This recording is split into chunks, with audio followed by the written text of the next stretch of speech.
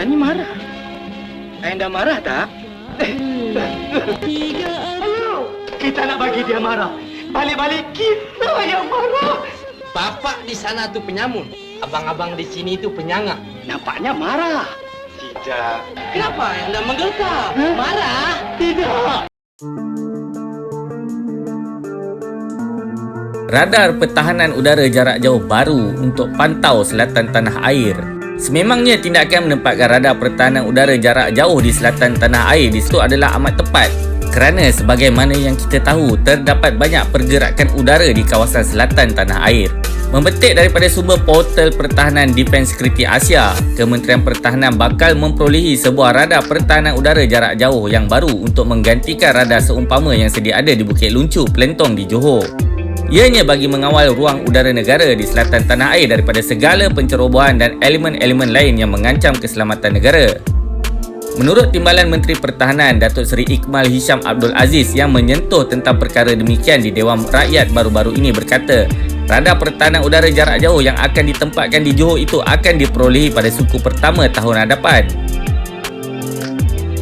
Perolehan radar jarak jauh itu akan dilakukan secara tender terbuka antarabangsa.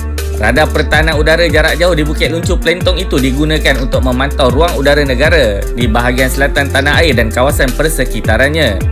Sebelum ini, Panglima Tentera Udara Jeneral Tan Sri Akbar Abdul Samad telah pun mengatakan bahawa TUDM sedang di dalam proses perolehan radar-radar pertahanan udara bagi memastikan keselamatan ruang udara negara sentiasa terjamin. Sememangnya tindakan menempatkan radar pertahanan udara jarak jauh di selatan tanah air itu adalah tindakan yang tepat. Banyak pangkalan udara negara-negara jiran juga terletak di selatan tanah air yang memerlukan pemantauan berterusan oleh pihak TUDM mengendalikan radar pertahanan udara jarak jauh itu. Pangkalan-pangkalan udara milik negara jiran ini adalah pangkalan udara yang penting dan ia memerlukan pemantauan.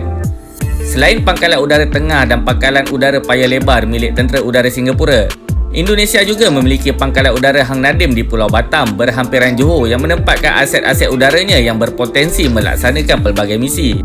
Sebelum ini, kita pun sudah tahu di dalam pertengahan tahun, Kementerian Pertahanan telah pun mengeluarkan tender perolehan sebuah radar jarak jauh dan negara juga akan menerima sebuah radar pertahanan udara jarak jauh sumbangan Amerika Syarikat yang akan ditempatkan di Labuan bagi pengawasan ruang udara di Laut Cina Selatan. Mengikut portal Tentera Udara Diraja Malaysia TUDM, Skuadron 323 TUDM Bukit Luncu berkuat kuasa mulai 15 Julai 1999 akan mengawasi ruang udara selatan Semenanjung Malaysia. Skuadron 323 TUDM Bukit Luncu bertanggungjawab mengawasi ruang udara di bahagian selatan Semenanjung Malaysia dengan mengumpul maklumat yang diperolehi melalui radar. Maklumat berkenaan akan disalurkan ke Markas Nombor 1 Division Udara sama ada untuk arahan misi pemintasan ataupun lain-lain arahan. Di dalam konteks sistem Pertahanan Udara Nasional NATS, semasa perang, Skuadron 323 TUDM Bukit Luncu akan menghubungi skuadron-skuadron pesawat tempur di Kuantan dan Butterworth untuk tindakan pemintasan apabila radarnya mengesan kemarahan pesawat musuh.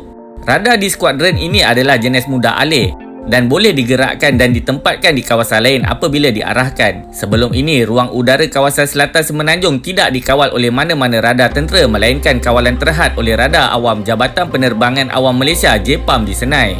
Keadaan ini menjadikan ruang udara di selatan Semenanjung terdedah kepada risiko pencerobohan pesawat-pesawat asing. Skuadron ini dilengkapi dengan Pertahanan Udara Nasional NATS yang memerlukan integrasi di antara unit-unit radar, markas serta unit-unit tempur. Penubuhan Skuadron 323 ini juga sejajar dengan keperluan organisasi TUDM.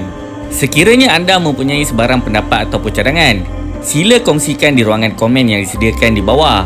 Terima kasih kerana menonton dan jangan lupa untuk menekan butang like, share serta subscribe demi menyokong kemajuan channel kecil Anak Tempatan. Assalamualaikum, salam kita berjumpa lagi insya-Allah.